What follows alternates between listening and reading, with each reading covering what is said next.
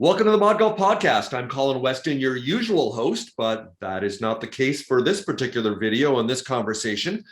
I'm going to be turning the reins over to one of our previous guests, and that is Rich Katz with Katz Strategy. So with that, hey, Rich, good to see you again. How you doing, my friend? And take it away. I'm doing great, Colin. Thanks. One of these days, I'm going to get a haircut like you. But one of these days. Anyway, back to Mark Mattingly, our guest. As you may know already, Mark Mattingly is the Executive Vice President of Landscapes Golf Management based out of Lincoln, Nebraska, the heartland of America, although Mark's an Indianapolis resident and, for better or worse, a Colts and Pacers fan. Mark, let's continue the golf conversation before something happens to me. Let's play a quick game. Let's play a quick game of golf course operator. You know, do you blow up a moon bounce near the clubhouse? Do you add a zip line? Do you do paint night with a bunch of wine and get people drunk? Programming, that's the key to everyone's engagement. Tell us, what's going on? Absolutely. The answer to what you just asked, yes, and yes. But just to make it practical, I was just at the dinner last night, or the night before last, I should say, with my wife at one of our local clubs that we own and operate today called the Sagamore. It's in Noblesville, Indiana. And we were having a night just like that. So it's our fall fest there at the Sagamore, and the team did an excellent job. They had regular dining opportunities for us. My wife and I, we happened to sit in the bar, but we were really having fun watching the younger families and the kids playing out on the lawn. That we had bounce houses outside the club. This is a private club. This happens to be, we do it at public courses too, but we had bounce houses. The superintendent and his assistants were hosting hay rides for the kids around the golf course. We had face painting, cotton candy. They were roasting marshmallows in the fire pit outside the clubhouse. There was a chili cook-off. We had, I think, 15 different chilies that different families had brought their recipes in, and they executed those in the kitchen and made those available and had a contest. It was just all part of the fun. So it doesn't always have to be complicated. It doesn't have to be high tech. It's really about engagement and about bringing in the entire family. And, we're doing that at our public facilities too. We're having movie nights, flashing movies up on side of the clubhouse with seating out in the lawn. We're having concerts on the driving range where we're bringing in local talents to host a concert like an amphitheater up on top of the range tee, and the audience down in the field area where we normally be hitting the golf balls. So we'll have those type of events. We'll have field days for kids, sack races, and different games outside the clubhouse and around the grounds to get them introduced. We have clubs that host 5, 10, and 20K runs on the golf course in the off season as well. So it's all about programming. It doesn't always have to be golf program. Matter of fact, in some cases, it's better if it's not, because we get a wider audience and we can expose people to golf that wouldn't naturally have considered it. So it's all about programming, and it takes great people, as we were talking about before, to be able to execute that. And we talk about hay rides. By the way, I would pay money to see your face painted. But that's another story for another beer. Get on video next time. Yeah, exactly. So Swing King, what's Swing King? Swing King, we've partnered with them just in the last year or two, and just a great partner. It's just another opportunity to give something unique to our clientele, whether those be at public facilities or private facilities. But Swing King sets up sort of an automated camera setup out on the golf course at each of your par threes, and it's a live feed back to the clubhouse, so people can be watching what's going out on the golf course. It's on tape as well, so if we do happen to capture a hole-in-one, which is sort of the ultimate thing that you're looking for through the Swing King program, is to be able to celebrate that. But we can watch players come to each hole and make their best effort at hitting a great shot. Hopefully they're going to get a hole-in-one.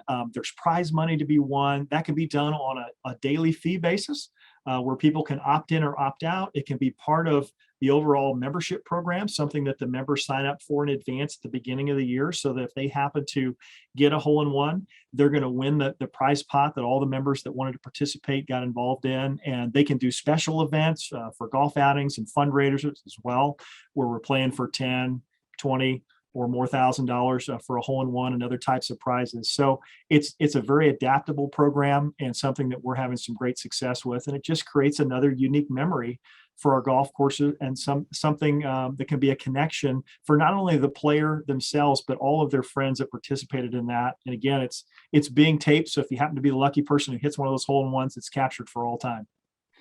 It's the ultimate championship moment. Not to get too personal, have you ever experienced a hole-in-one? No, I've hit it in from the fairway for eagle a number of times, but never from the tee box. So no comment. Thanks, Mark. That was enlightening as well. Sure. Mark, we didn't touch on the convergence of technology and golf, but I know you have something to say on that topic. Well, yeah, I'm excited to share something. We've been working on this all year. We're going to be launching internally for our employees and then rolling it out to all of our participating clubs. But we've partnered with Iconic Golf in an effort to bring a top 100 teacher, a good friend of mine from Indiana by the name of Jeff Smith. And he is going to be the core teacher, if you will, for the Iconic platform. And it's a platform that's available in an app form right on your phone. And you're going to be able to have beginner lessons, intermediate, advanced player lessons from Jeff on a weekly basis in that platform. And we're going to offer that free to all of our participating customers, members, and employees of Landscapes Golf. So we're so excited about that.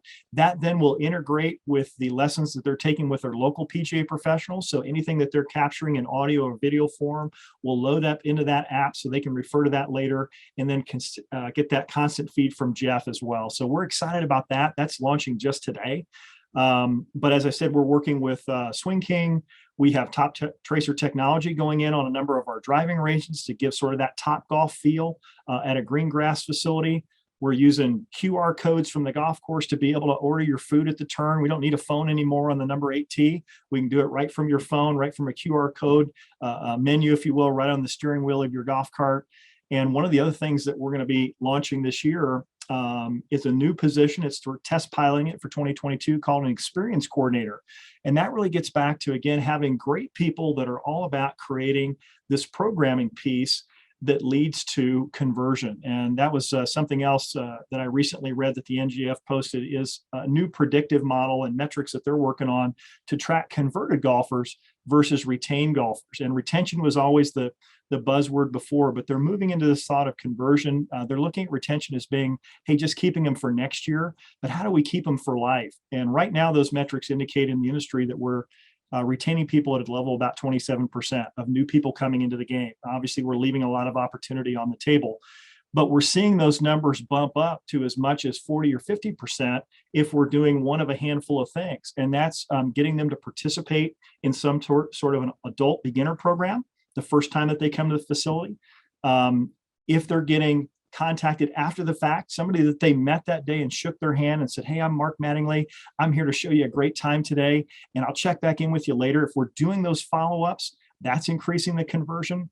If they're participating in something that's fun and lighthearted, again, it doesn't always have to be golf related. It can be golf and fun combined. And that's really the fourth point, is if they're just having fun, it's not whether they hit the ball well or they hit how many great shots or what they scored. Did they feel welcome and did they have fun when they came to our properties? And if we can achieve that, we can double the conversion rate that we're getting today from new people entering the game. So some of it's technology, some of it just comes down to people and having that love for golf that I mentioned to you before, that if you love seeing other people get excited about playing golf, you're in the right industry. Talk about Landscapes Golf Management and leading edge. Those seem to go hand in hand. Any other thoughts before we leave for our own pastures? Rich, I appreciate you and Colin giving me the opportunity to share today. I mean, obviously I am passionate about the industry. I hope to be in it for another 10 or 15 years if they'll let me, but it does come down to loving this game and doing something to share it with other people and investing in great people that love to do the same. So thanks again for having me today. Thanks for giving back. You bet.